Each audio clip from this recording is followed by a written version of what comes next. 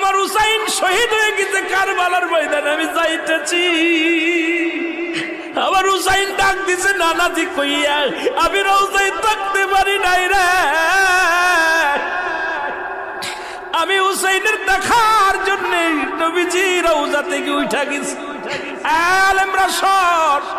ইবনে আব্বাস বলে আমি স্বপ্নের মধ্যে দেখেছিলাম আমার রাসূল ডাকতে বলে, মক্কা মদিনার মানুষেরা রে আর ঘুমাস না, আর তোরা ঘরের মধ্যে থাকিস না।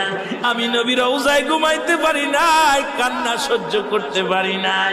ওদিন আমিও ফাতেমার নদীও না আমি সহ্য করতে পারি নাই। আমার হুসাইন যখন ডাক দিয়েছিল না নাজি ইয়া মুহাম্মাদ